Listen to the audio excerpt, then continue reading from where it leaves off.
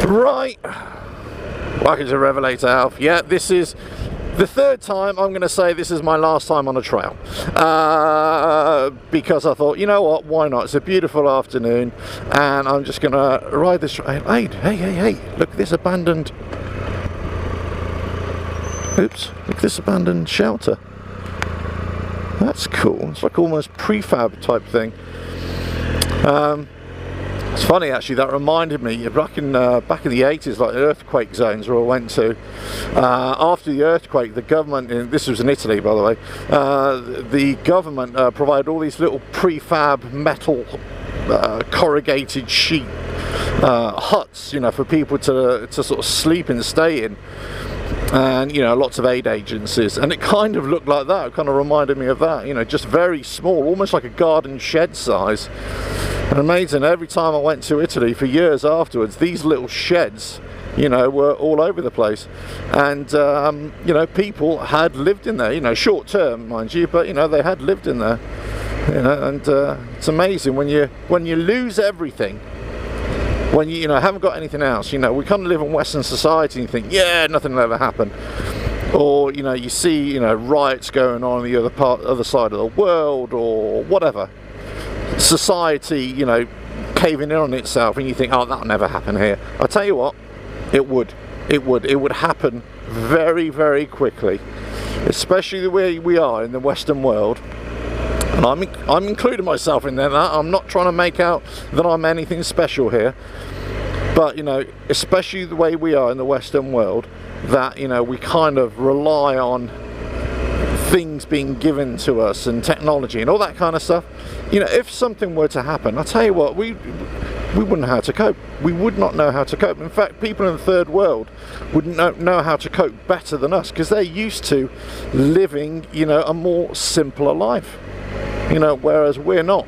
So anyway, I've gone way off track there. I really should focus on this trail really, but it's still nice. It's compacted and trail. Hello. Yeah, cyclists, lovely. Beautiful. Yeah, there's a trail down there where they've just come from, and I think, yeah, I went down that trail about a couple of years ago, I think.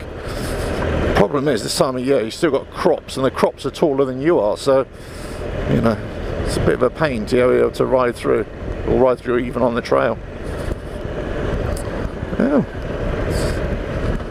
See, this used to be full of really high trees and stuff, so they've obviously come through here and cut all this down.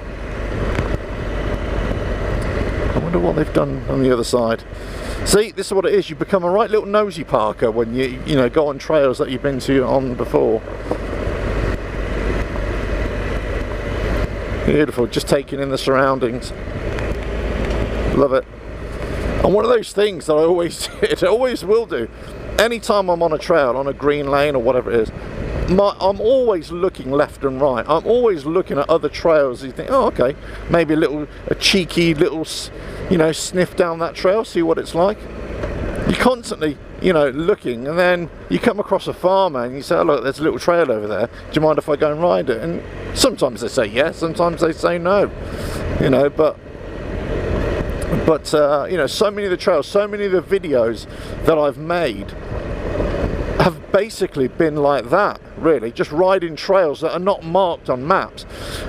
They're not, well, sometimes they're footpaths or bridleways or whatever, but it's on private land. So the private land, the landowner's giving you permission, so go fill your boots, you know.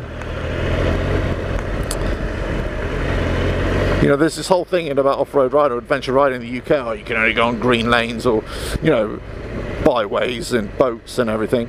Well, actually, you know, you can think a little bit beyond that and, you know, do your research, and sometimes you can get into better places as well. Right, okay, well that's it. That's the end of this trail. Wow, what a brilliant one. Do you know what? It's been a pleasure doing this kind of stuff for the last couple of years on the adventure bikes.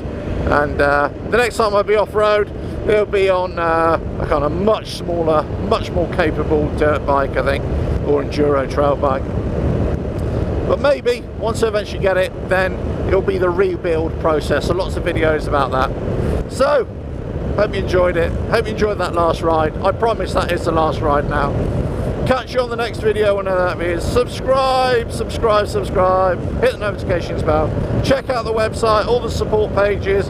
Really appreciate that. And I'll catch you again. Ta-da now.